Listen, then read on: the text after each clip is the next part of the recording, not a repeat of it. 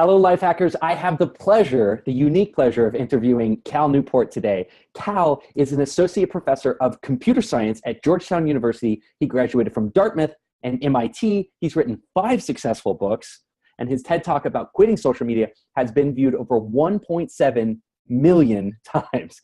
Cal, thank you for being here.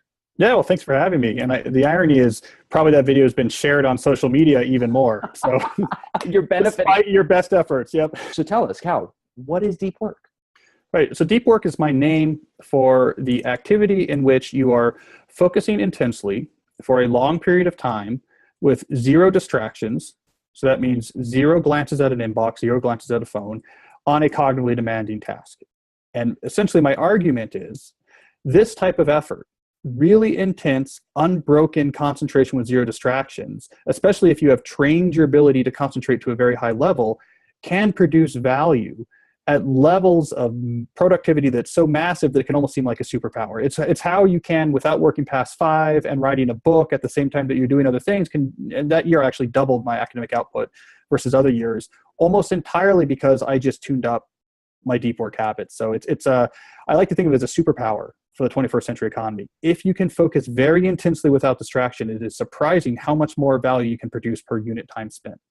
So you say in one category there's deep work. So does that mean there's also, by definition, shallow work?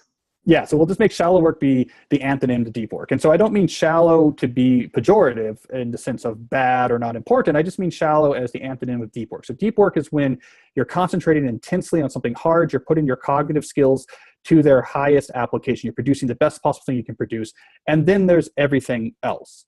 Not that that's all bad, not that you can avoid all of it, but it's an incredibly important distinction because in most situations, it's only the deep work that actually produces high value, that actually pushes ahead your career, that actually gets you ahead. The shallow work is more maintenance. And I'm very wary about trying to overemphasize or get drowned in the shallow because, hey, you can't avoid it. It's like death and taxes, but it's not what's going to push you ahead.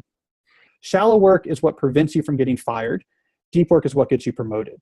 Or shallow work is what prevents your startup from going bankrupt, but deep work is what allows your startup to grow 10x and get acquired. Is it the case that if I took all of my time and I fragmented it up, that would be equal to just one block of all of that same time? So if we break apart our attention into many different blocks, are we getting the same performance as if we sat down and did that in one shot? Yeah, we're absolutely not. And this is one of this misconception I think is driving sort of massive losses of productivity in the 21st century economy. I think of it as a computer scientist. This is the computer processor model. The human brain's not a computer processor. It can't just execute one task after another and just could care less about the context. It turns out that actually firing up our brain to work on something in a given context is a messy long-term process. It's something you have to rev up and get going. So context switching. So let me do a little task here, then back to this, and then back to this. The problem is those context switches, we know from both anecdotes and extensive research, have an incredible switching cost. And by context switch, I just want to clarify, that might just sound like a fancy way of just saying, checking your email and then going back to a project and then somebody comes and interrupts you and then your phone dings. These are all context switches, correct? They're all context switches and they have a massive cost. And a misconception people have is that the duration of the context switch matter, but it doesn't, right? So whether you glance at your inbox for 10 seconds or you spend 15 minutes looking at your inbox will have the same cost when you come back to try to do your original task. What's the best productivity advice you ever received?